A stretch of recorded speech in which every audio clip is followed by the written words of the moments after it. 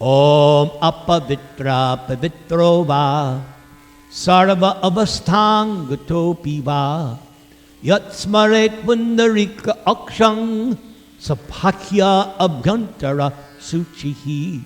Shri Vishnu, Shri Vishnu, Shri Vishnu. Om Ajnana Timirandasya Jnananjana Shalakaya Chakshurmilitang Yena Tasmai Sri Gurave Namaha.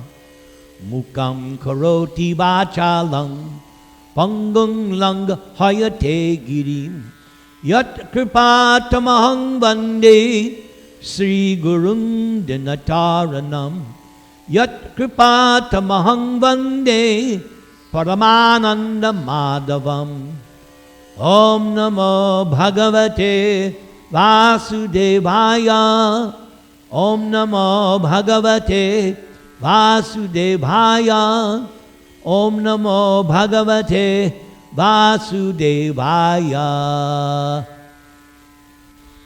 So last week we heard the conclusion of the story of King Nriga.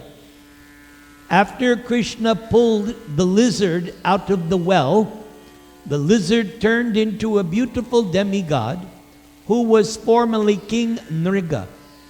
King Nriga told Krishna his whole story, even though Krishna already knew the story, because we know from Bhagavad Gita, Krishna knows everything in the past, in the present, and what will happen in the future.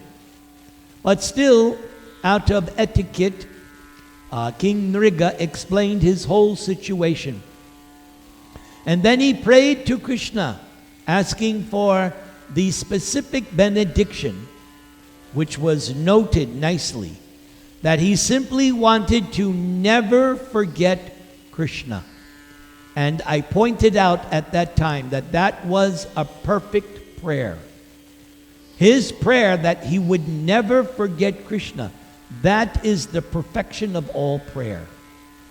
Then Krishna, he spoke to his sons, who were the ones who discovered King Nriga, the lizard, in the well, headed by Samba, the son of Jambavati, through Krishna. So Krishna pointed out to his sons and to all the Yadu dynasty, the purport of the story of King Nriga is to never, ever touch the property of a Brahmana. And Krishna also pointed out that even if a Brahmana chastises you, criticizes you, you should simply accept it on your head, tolerate it, and go on with your life. So that was the end of that Leela. Tonight we are going back to Vrindavan. Yes, we haven't been in Vrindavan for quite some months. But tonight we are going back to Vrindavan.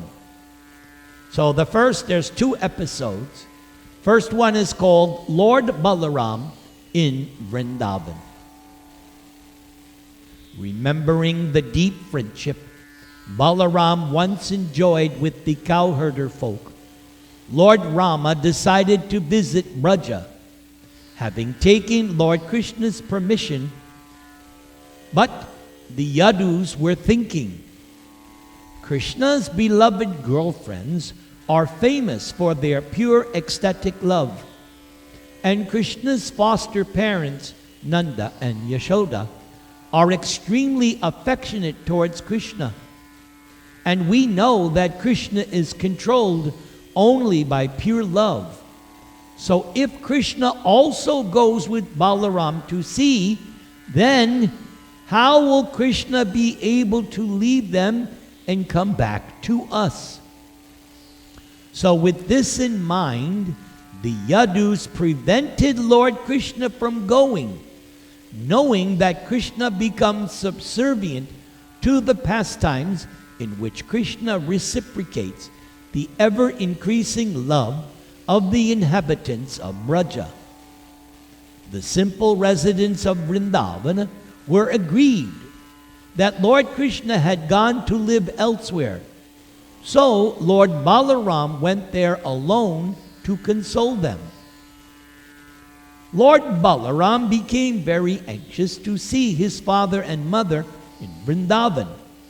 Therefore, with great enthusiasm, Balaram started on a chariot for Vraja.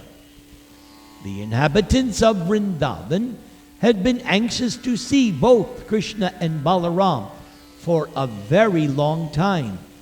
So when Lord Balaram returned to Vrindavan, all the cowherder boys and the gopis had grown up. But still, upon his arrival, they all embraced Balaram, and Balaram embraced them in reciprocation. After this, Balaram came before Maharaj Nanda and Mother Yashoda, offering respectful obeisances. And in response, Mother Yashoda and Nanda Maharaj offered their blessings unto Balaram. They addressed Balaram as Jagad Ishwar, or Lord of the universe, who maintains everyone. The reason for this was that Krishna and Balaram maintain all living entities, and yet Nanda and Yashoda were put into such difficulties on account of the absence of Krishna and Balaram. So feeling like this, they embraced Balaram, and then, seating Balaram on their laps, they began their perpetual crying, wetting Balaram with their tears. Lord Balaram then offered respectful obeisances to all the elderly cowherder men and accepted obeisances from the younger cowherder men. Thus, according to their different ages and relationships, Lord Balaram exchanged feelings of friendship with them. Balaram shook hands with those who were his equals in age and friendship, and with loud laughing, Balaram embraced each one of them.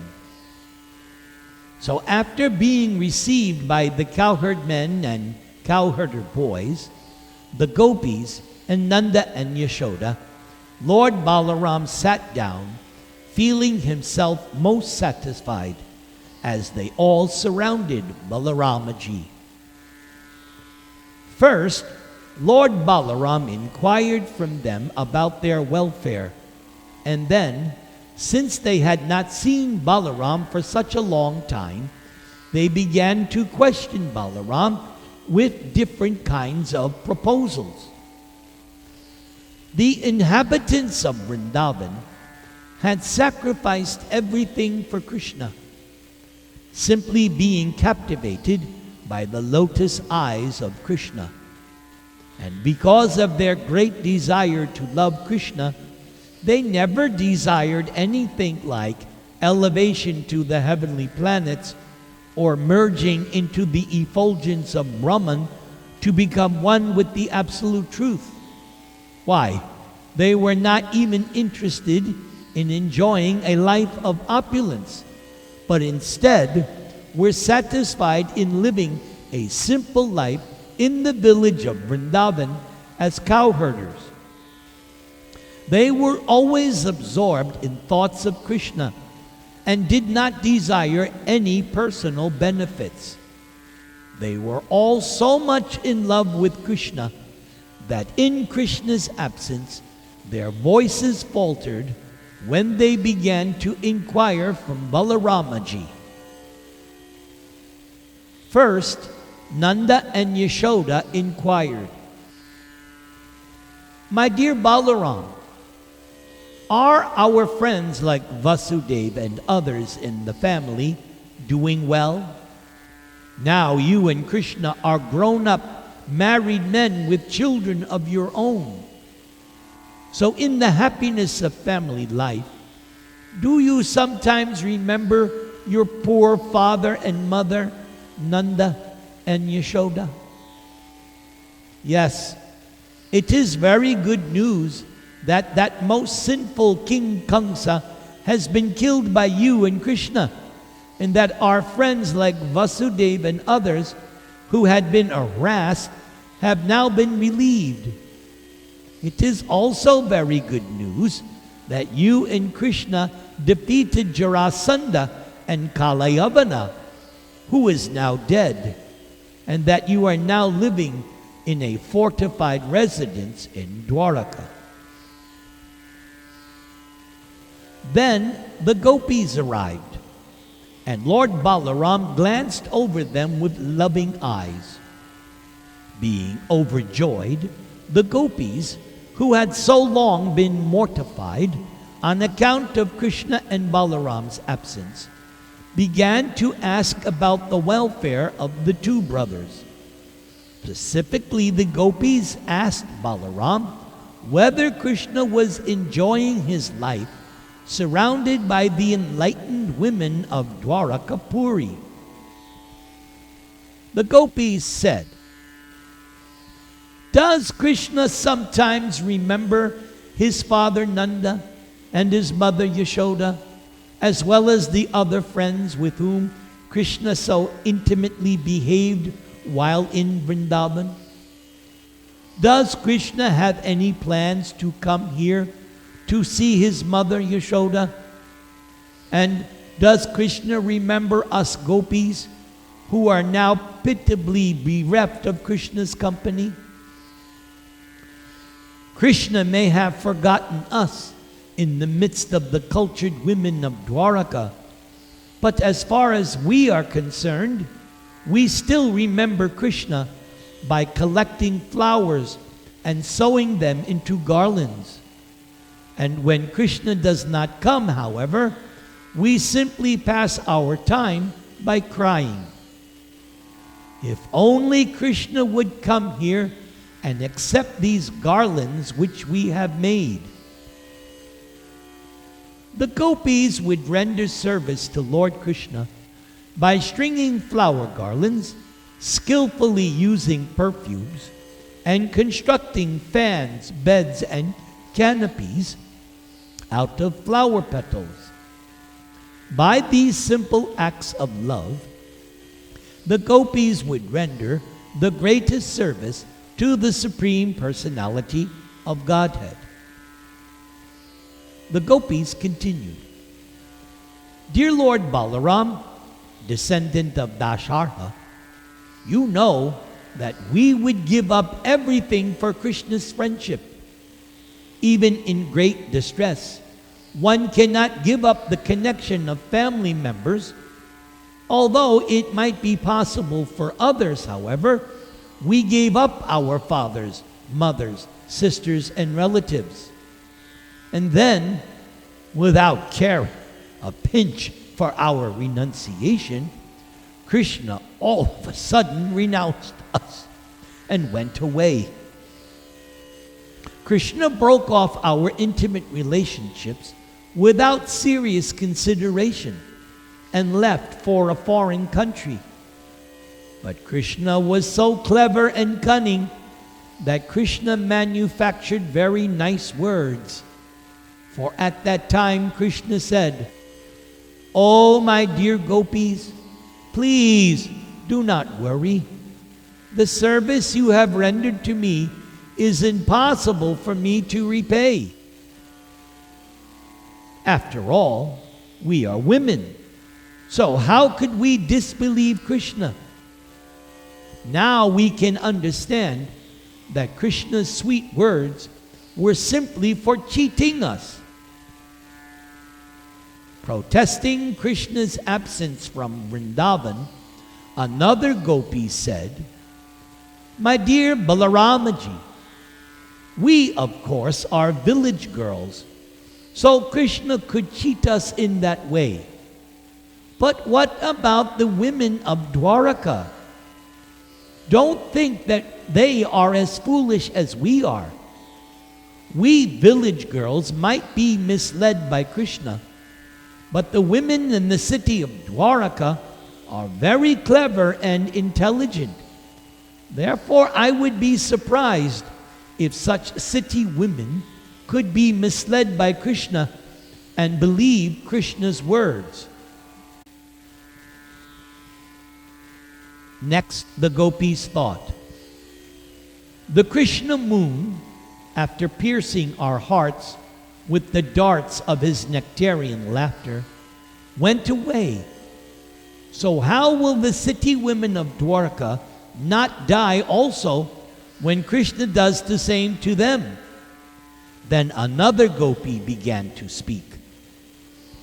My dear friend, Krishna is indeed very clever in using words. Why, no one can compete with Krishna in that art.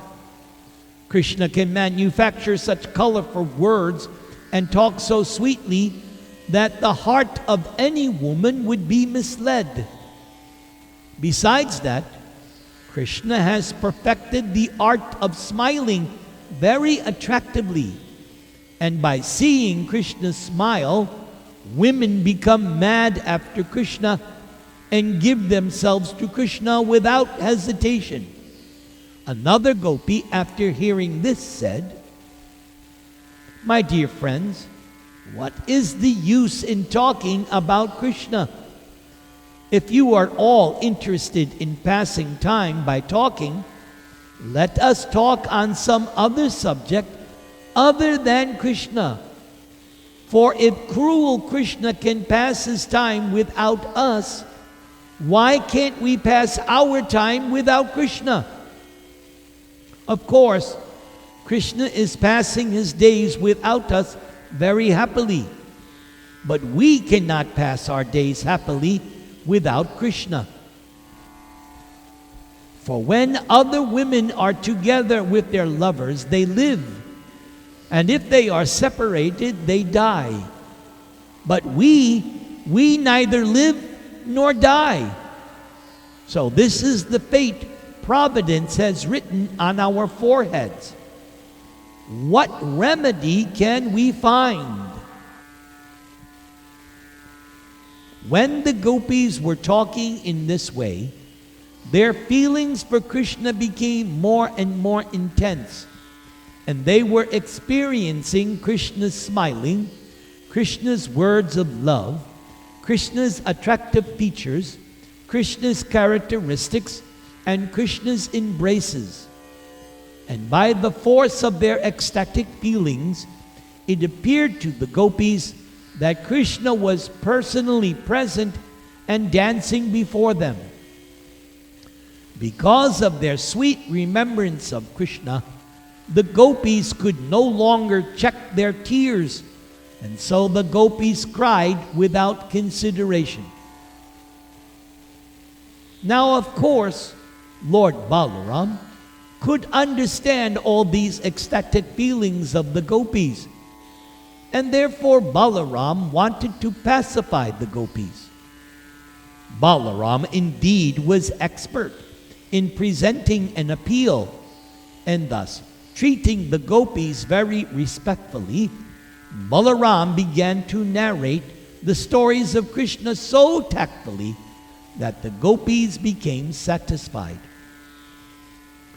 Lord Balaram consoled the gopis by giving them Lord Krishna's most charming messages, which expressed sweet conciliation, which were inspired by Krishna's pure love for the gopis, and they were without any tinge of pride.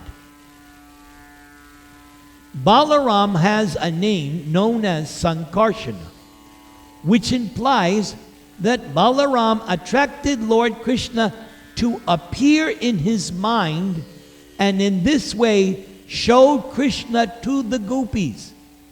Thus Balaram consoled Sri Krishna's beloved girlfriends.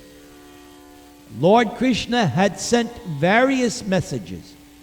Some instructed the gopis in transcendental knowledge, others were conciliatory, and still others revealed Krishna's power. Hare Krishna, Krishna Krishna, Hare Hare, Hare Rama, Rama Rama, Hare Hare. Okay, so this Next part is called Varuni, Balaram, and Yamuna.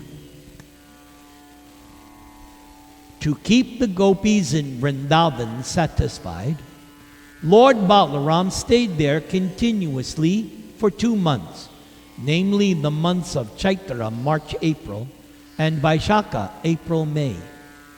And for those 2 months, Balaram kept himself among the gopis.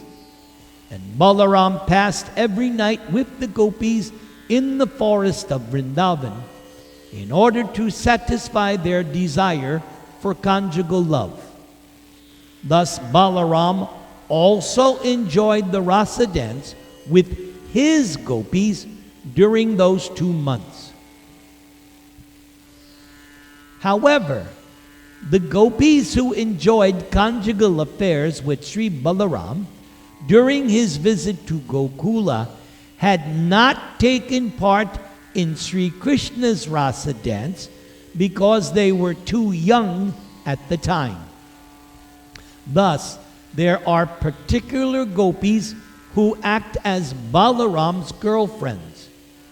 Furthermore, during the holy festivities celebrated when Krishna killed the Shankachuda demon, the gopis Lord Balaram enjoyed were different from the ones Lord Krishna enjoyed.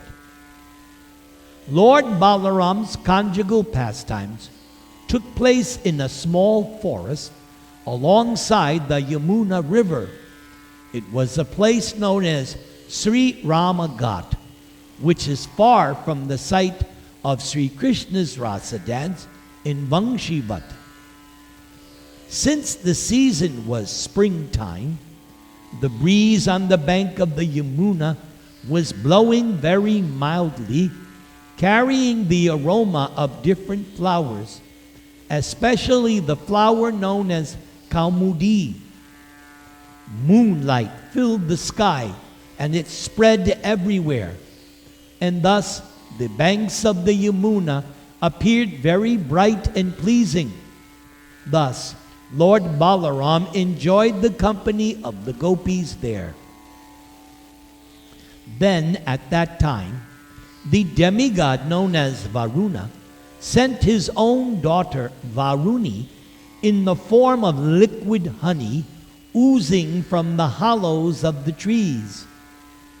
Because of this honey, the whole forest became aromatic, and the sweet aroma of the liquid honey, Varuni, captivated Balaramaji. Varuni is a liquor distilled from honey. Varuni, the daughter of Varuna, is the presiding deity of that particular divine liquor.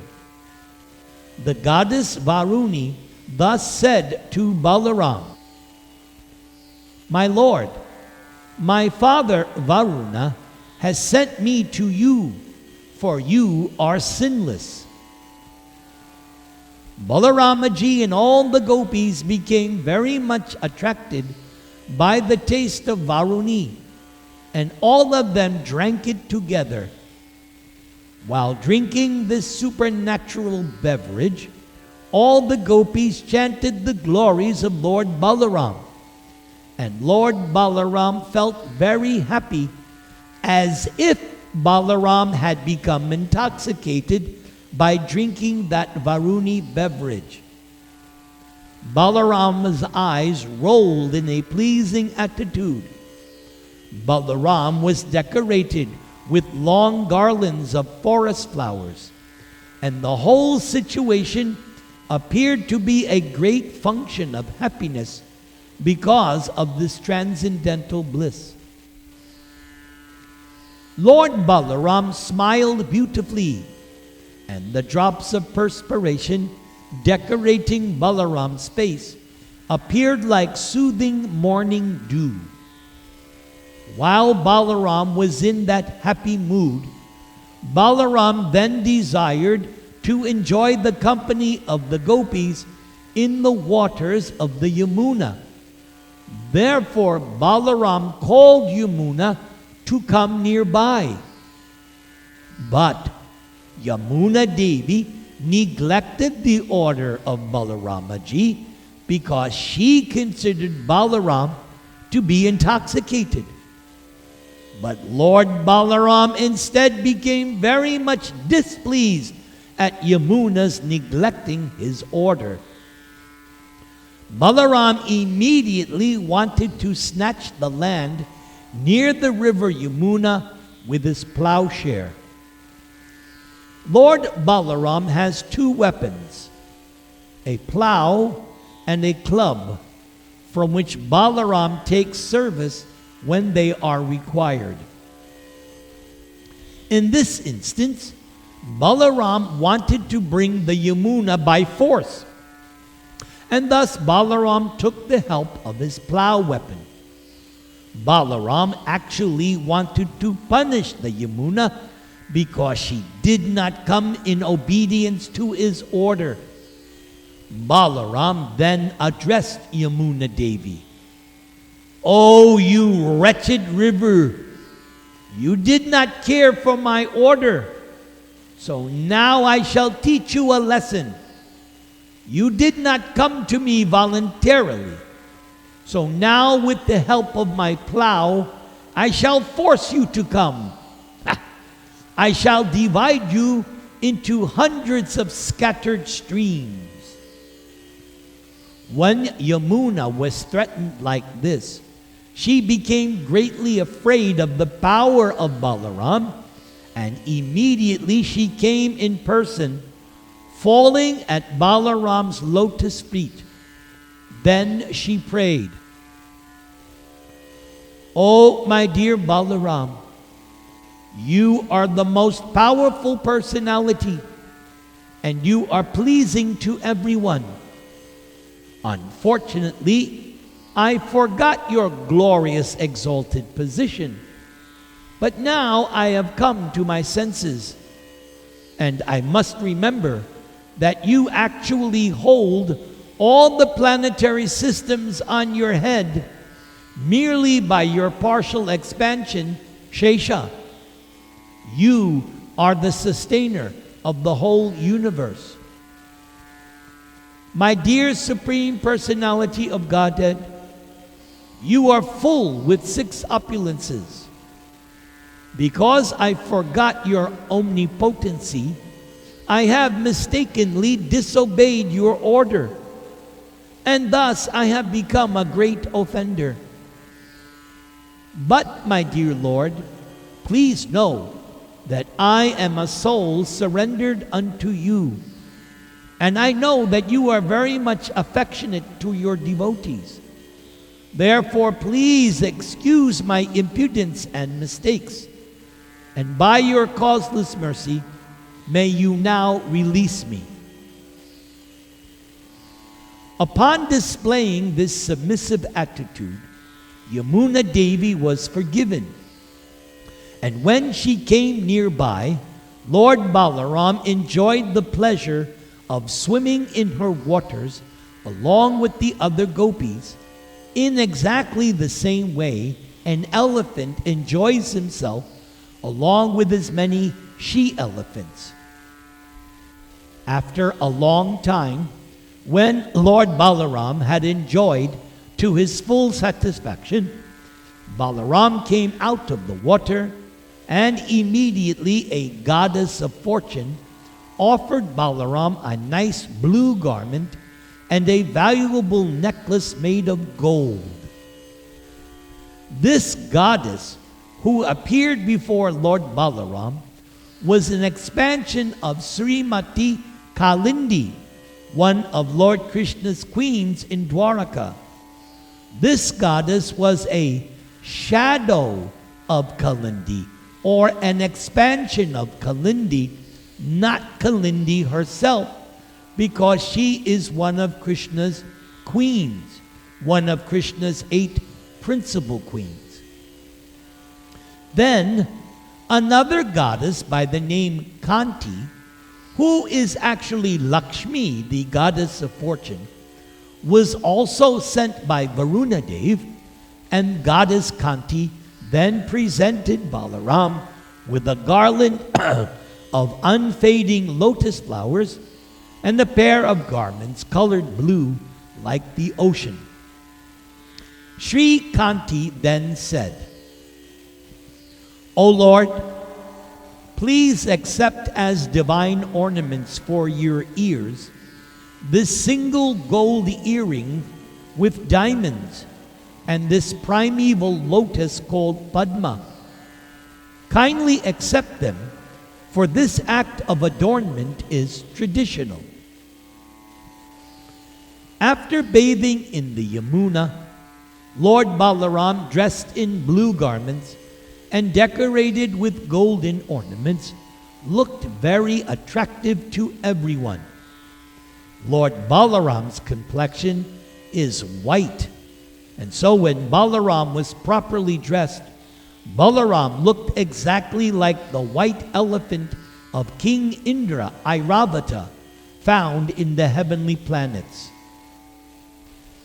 The river Yamuna still has many small branches due to being scratched by the plowshare of Lord Balaram.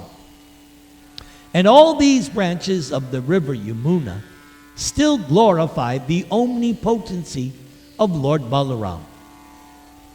Lord Balaram and the gopis enjoyed transcendental pastimes together every night for 2 months, and time passed so quickly that all those nights appeared to be just only one night.